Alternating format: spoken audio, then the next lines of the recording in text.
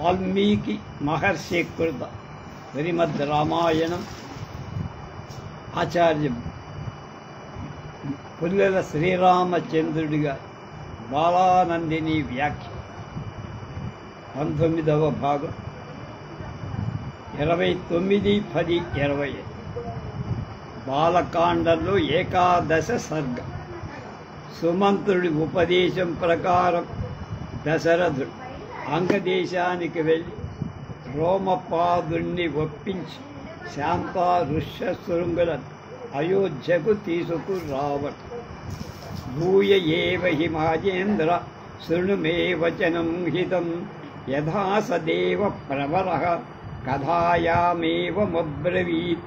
రాజేంద్ర మహారాజ సహ దేవప్రవరః దేవతలతో శ్రేష్ఠుడైన సనత్కుమార్ యథా ఏ విధంగా కథాయాం కథయందు అబ్రవీత్ చెప్పాడు, ఏవం అదే విధంగా మే నాయక్ హితం హితమై వచనం వచనాన్ని భూయగా మళ్ళా శృణు విను. మహారాజా, సనత్ కుమారుడు కథలో ఇంకా ఏం చెప్పాడు చెప్తా. హితకరమైన ఆ విషయాలని విను. ఇక్ష్వాకూణాం కులే జాతో భవిష్యతి సుధార్మికః నామ్నా దశరథో రామ నామ శ్రీమాన్ సత్యప్రతిస్రవః. శ్రీమాన్ కాంతి సమూహం కలవాడు, సత్యప్రతిస్రవ సత్యమైన ప్రతిజ్ఞ కలవాడు. నామ్నా పేరు దశరథో నామ దశరథుడనే ప్రసిద్ధి చెందినవాడు. సుధార్మిక గొప్ప ధార్మికుడు అయిన రాజు. ఇక్ష్వాకూణాం ఇక్ష్వాకుల రాజు కులి కులంలో జాతగా భవిష్యత్ పుట్టగలడు, జరగబోయే చెప్పాడు సనత్ కుమార్. శ్రీమంతుడు సత్యవ్రతిజ్ఞుడు పరమ ధార్మికుడు అయినటువంటి దశరథుడనే రాజు ఇక్ష్వాకు కులంలో ఉద్భవిస్తాడు. అంగరాజేన సఖ్యంచ తస్య రాజ్ఞో భవిష్యతి కన్యా చాస్య మహాభాగ శాంతానామ భవిష్యతి. తస్య రాజ్ఞః ఆ రాజు అంగరాజేన అంగరాజుతో సఖ్యంచ స్నేహం కూడా భవిష్యతి అవుతుంది. తస్య అస్య ఈ అంగరాజు యొక్క మహాభాగ పూజ్యమైన భాగ్యం కల శాంతానాం శాంత అనే పేరు గల కన్యాకుమార్ భవిష్యతి పుట్టగలదు. ఆ దశరథుడు అంగరాజుతో స్నేహం ఏర్పడుతుంది. అంగరాజుకు శాంత అనే మహాభాగ్యవతి అయిన కుమార్తె పుట్టుతుంది.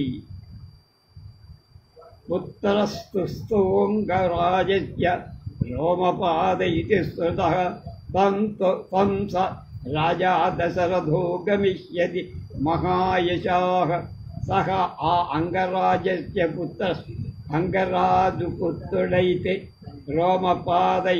రోమపాదుడ సుతః ప్రసిద్ధి కాగలడు. మహాయశ గొప్ప కీర్తి గల సహ ఆ రాజు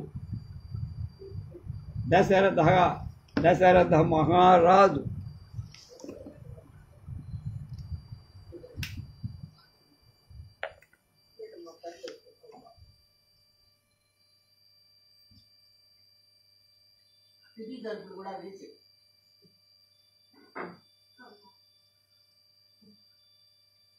సచించ ఆలోచించి పుత్రవంతం పుత్రుడు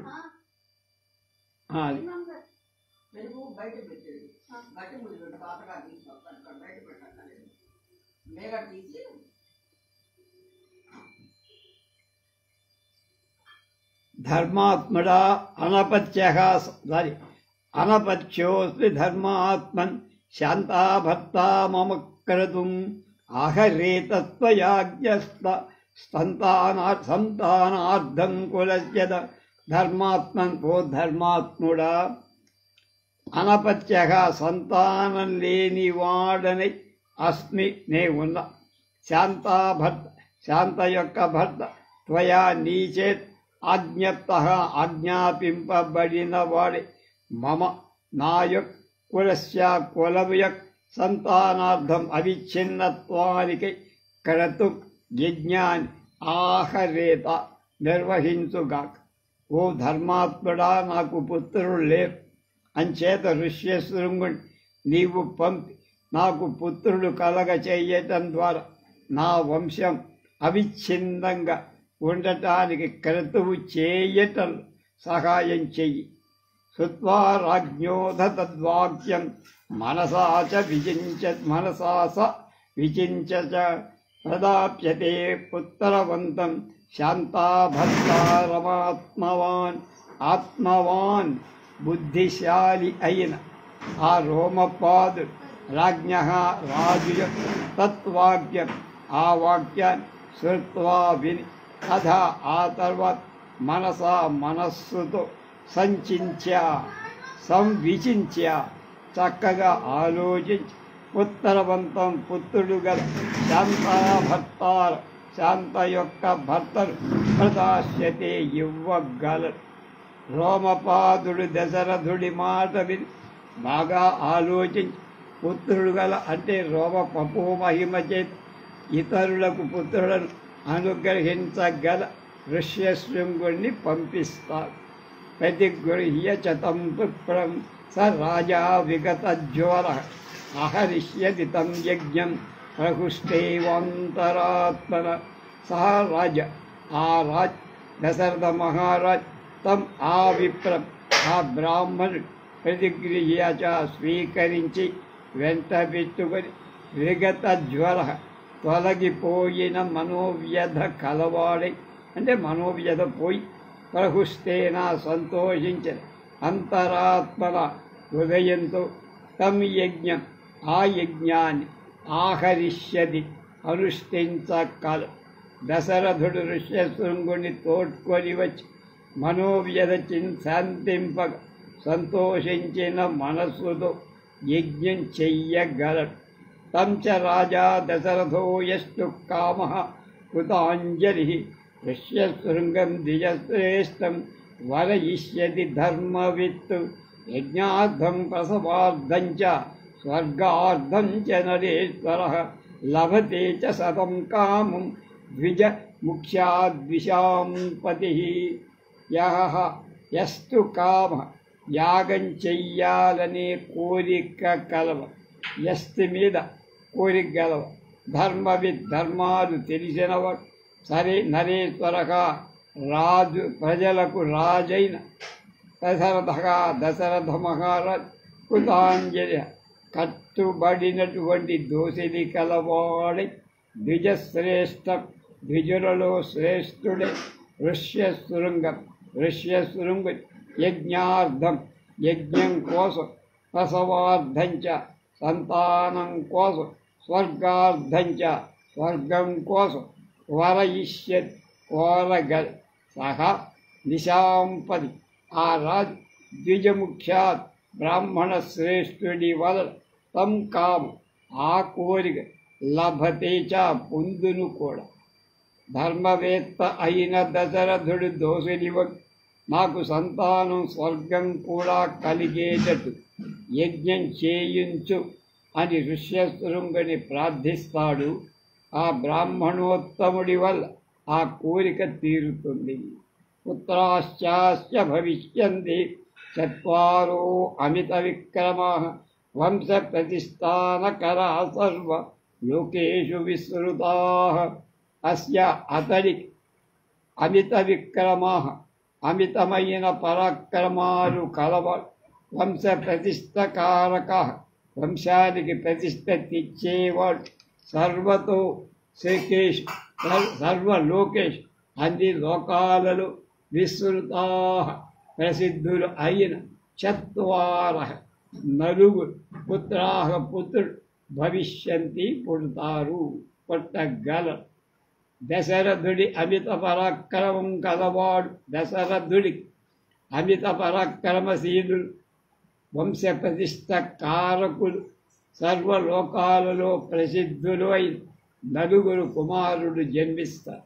ఏవం సదేవ ప్రవరః పూర్వం కథితవాన్ కథాం సనత్కుమారో భగవాన్ పురా దేవయుగే ప్రభుః. దేవప్రవరః దేవతలలో శ్రేష్ఠుడు భగవాన్ మహాత్యం కల ప్రభు సమర్థుడు అయిన సహ ఆ సనత్కుమార సమత్కుమార్ పూర్వంలో దేవయుగే కృతయుగంలో కథను ఈ విధంగా కథితం చెప్పు. పూర్వం కృతయుగంలో దేవతా శ్రేష్ఠుడే శరత్కుమారుడు ఈ కథంతా చెప్పాడని చెప్పు.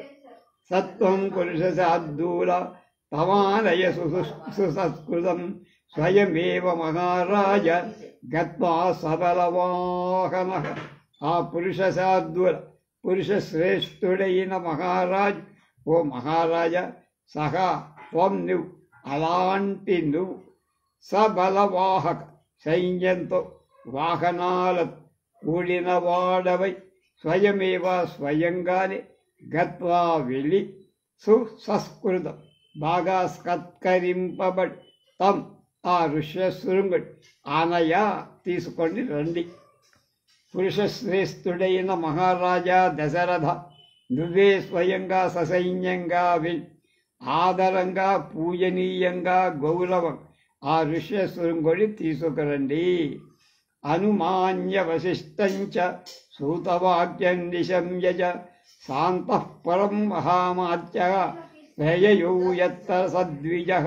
సూతవాక్యం సుమంత్రుడి యొక్క వాక్య విషమ్యా విని వశిష్టంచ వశిష్ఠుణ్ణి కూడా అనుమాన్య అంగీకరింపచేసి శాంతపుర అంతఃపురంతో కూడినవాడంటే దేవేర్లతో, మహామాత్య అమాత్యులతో కూడినవాడే సహద్విజ ఆ బ్రాహ్మణుడు ఎక్కడ ఉన్నాడో అక్కడి ప్రయయౌ బయలుదేరి వెళ్ళారు. దశరథుడు సుమంతుడి మాట విని వశిష్ఠుని అనుమతి కూడా తీసుకొని అంతఃపుర అమాత్యాదులతో కలిసి ఋష్యశృంగుడున్న దేశానికి వెళ్ళారు. ననాని వనాని సరితశ్చైవ వ్యతిక్రమ్య శనైః అభిచక్రావతం దేశం ఎత్ర వై ముని పుంగవః. శనైః నెమ్మదిగా వనాని అరణ్యాలు సరితశ్చ నదుల వ్యతిక్రమ్య దాటి ముని పుంగవః మునిశ్రేష్ఠుడు ఎక్కడ వేంచేసి ఉన్నాడు తం దేశం ఆ రోమపాద రాజు పరిపాలించే అంగదేశాన్ని అభిచక్రామ ప్రవేశించి వనాలు నదులు మెల్లమెల్లగా దాటుకొని ఋష్యశృంగుడున్న అంగదేశం చేరారు. అసాధ్యతం ద్విజశ్రేష్టం రోమపాద సమీపగం ఋషిపుత్రం దదర్శాదౌ దీప్యమాన వివానలం. అసాధ్య వెళ్ళి రోమపాద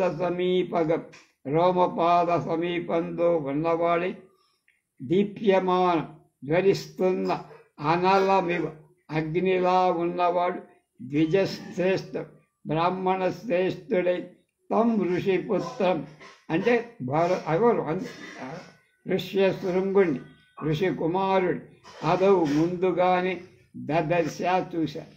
ఆ నగరం చేరగానే దశరథుడు రోమపాదుడి దగ్గర ద్విజశ్రేష్ఠుడైన అగ్నిలాగా ప్రజ్వలుతున్న తేజస్సుగా ఋష్యశృంగుణ్ణి చూశారు.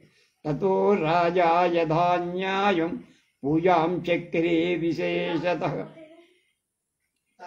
సఖిత్వా తస్య వైరాజ్ఞః ప్రహుష్టేన అంతరాత్మన. తతః ఆ తర్వాత రాజా రోమపాదు ప్రహుష్టేన సంతోషించిన అంతరాత్మన అంటే హృదయంతో యథాన్యాయం శాస్త్రానుసారంగా సఖిత్వా స్నేహితు అవటం వల్ల విశేషతః అధికంగా తస్య ఆ రాజ్ఞ దశరథుడి యొక్క పూజ చక్రే చేశాడు. దశరథుడి రాకతో సంతోషించిన రోమపాదుడు యథాశాస్త్రంగా మిత్రుడు అవటం చేత విశేషంగా దశరథుడికి అతిథి సత్కారాలు చేసి రోమపాదేన చాఖ్యాత ఋషిపుత్రాయ ధీమతే సఖ్యం సంబద్ధకం చైవ తదా తం పృచ్ఛ్య పూజయత్. రోమపాదుడి చేత సఖ్యం స్నేహం సంబద్ధకం చైవ సంబంధం ధీమతే బుద్ధిమంతుడే ఋషిపుత్రాయ ఋషికుమారుడికి ఆఖ్యాతం చెప్పబడి తదా అప్పుడు తం ఆ దశరథి పూజించ. రోమపాదుడు తనకు దశరథుడితో ఉన్న స్నేహ బాంధవ్యాలను గురించి ఋష్యశృంగుడికి చెప్పగా అతడు దశరథుణ్ణి పూజించ. ఏవం సుసత్కృతస్తేన సహోషిత్వా నరర్షభ సప్తాష్ట దివసాన్ రాజానమిదబ్రవీత్.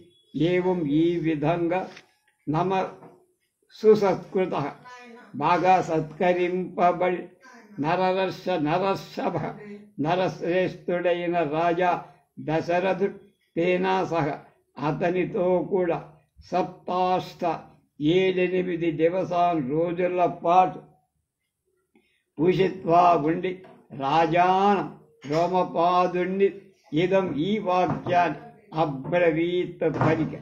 ఈ విధంగా నరశ్రేష్ఠుడే దశరథుడు రోమపాదుడు చేసిన సత్కారాలు అందుకొని ఆ ఊళ్ళోని 7 రోజులు గడిపారు అతిథిగా. శాంతా తవ సుతారాజన్ సహ భర్త్రా నిశాంపతి మదీయ నగరం యాతు కార్యం హి మహదద్యుతం.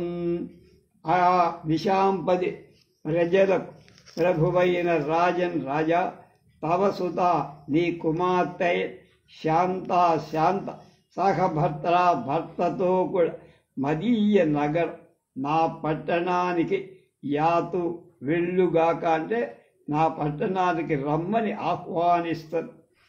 మహత్ గొప్ప కార్యం పని ఉజ్యతం వారి ఆయనతో చేయించాలని నా సంకల్పం. రాజా నేను ఒక గొప్ప కార్యం తలపెట్టా. నీ కుమార్తె శాంతను భర్తతో కూడా నా నగరానికి నువ్వు గౌరవంగా పంపించు, నేను తీసుకువెళ్తాను. తదేతి రాజా సంసృత్య గమనం తస్య ధీమతః ఉవాచ వచనం విప్రం గచ్చత్వం సహ భార్యయ. రాజా రోమపాదు తథా ఇది అలానే అని ధీమతః బుద్ధిశాలి తస్య ఆ ఋష్యశృంగ గమనాన్ని సంస్కృత్య అంగీకరి త్వం నువ్వు భార్యయా సహ భార్యతో కలిసి గచ్చా వెళ్ళయ్యా ఇది అని విప్రం బ్రాహ్మణుని గురించి వచనం వాక్యాన్ని ఉవాచ పలికాడు.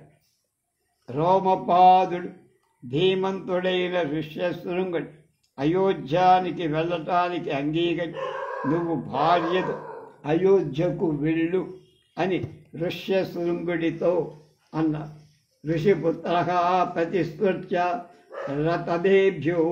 తదేత్యాగ రూపం పదా స రూపేణ అభ్యనుజ్ఞాత దయయౌ సహ భార్యయౌ.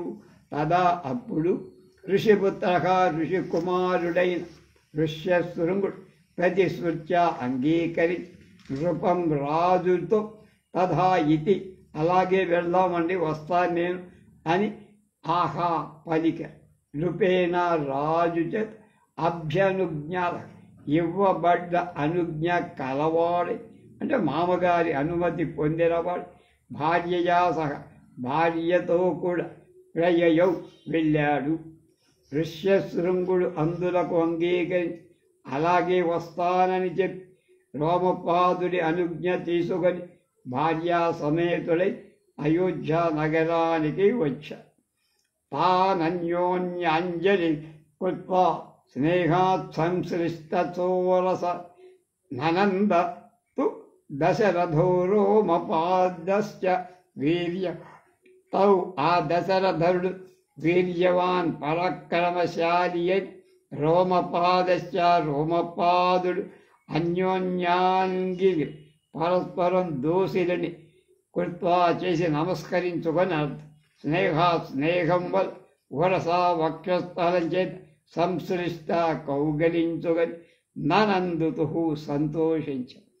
దశరథ రోమపాదులిద్దరు ఒకళ్ళొక దోసిలితో నమస్కారాలు చేసుకొని వక్షస్థలాలు కలిసేటట్లుగా కౌగలించుకొని సంతోషి.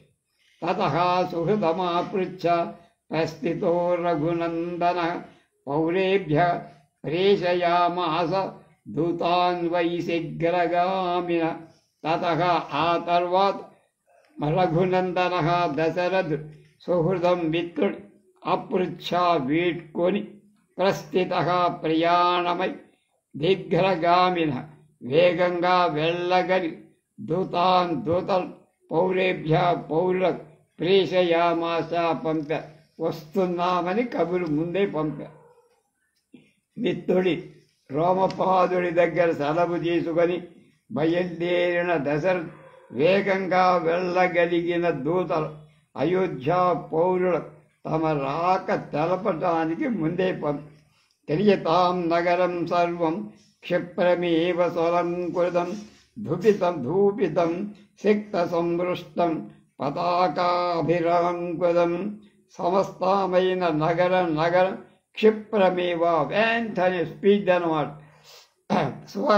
స్వలంకృతం బాగా అలంకరింప చెయ్యాలి అని ధూపం వెయ్యటానికి వీలుగా సిక్త సంవృష్టం తడిపి తొడవబడిగా నీళ్లు చల్లి కలాపి చల్లి ముగ్గులేసి అని పుష్పాలంకారాలు చేసి పతాకాభి జెండాలు కట్టి సలంకృతం అలంకరింపబడినదిగా క్రియతాం చెయ్యబడాలి అన్నాడు. దశరథుడు అయోధ్య పౌరులకు ఈ విధంగా కబురు పంపాడు. ఏమని? నగరమంతా వెంటనే చక్కగా అలంకారం చేయండి, ధూపాలు వెలిగించండి, గంధాలు పెట్టండి, ముగ్గులు వెయ్యండి, పతాకాలు కట్టండి, తోరణాలు కట్టండి.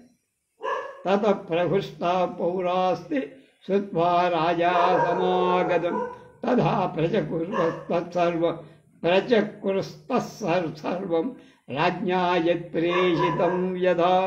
తతః ఆ తర్వాత తే పౌర ఆ పౌరులు రాజు ఆగతం వచ్చిన వాడిగా శ్రుత్వా విని ప్రహృష్టా సంతోషించిన వాళ్ళై రాజ్ఞా రాజు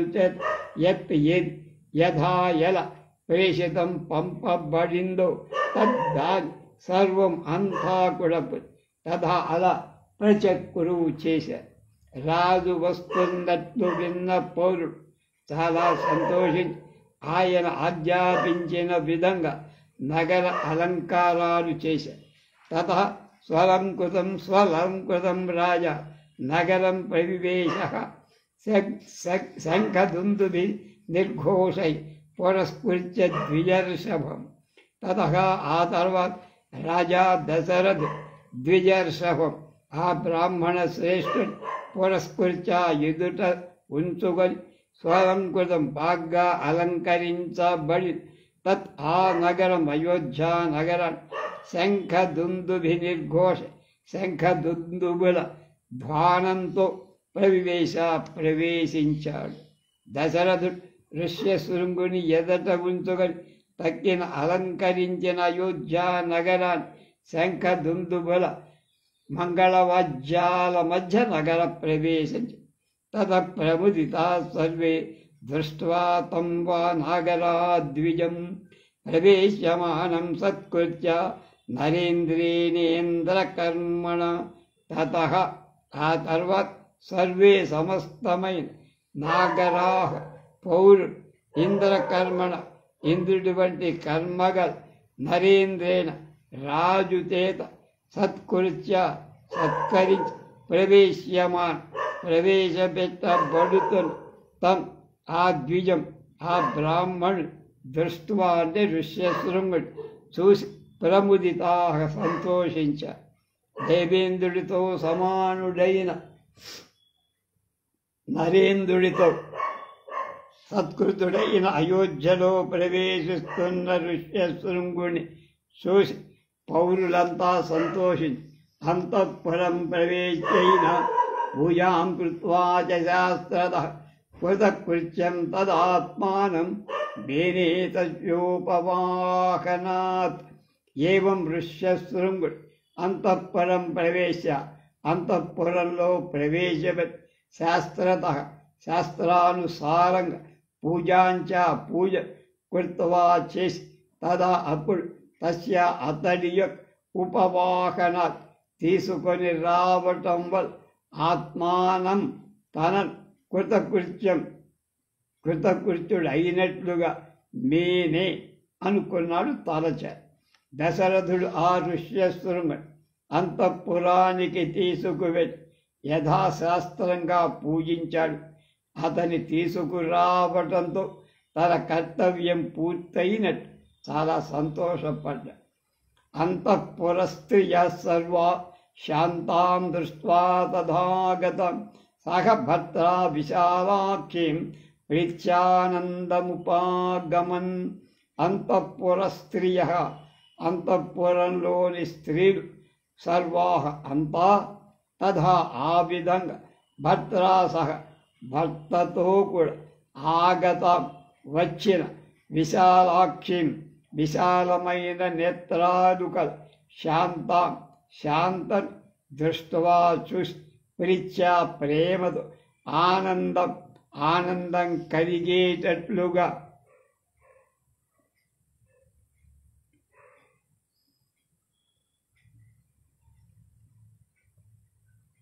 ఉపాగమన్ పొందే.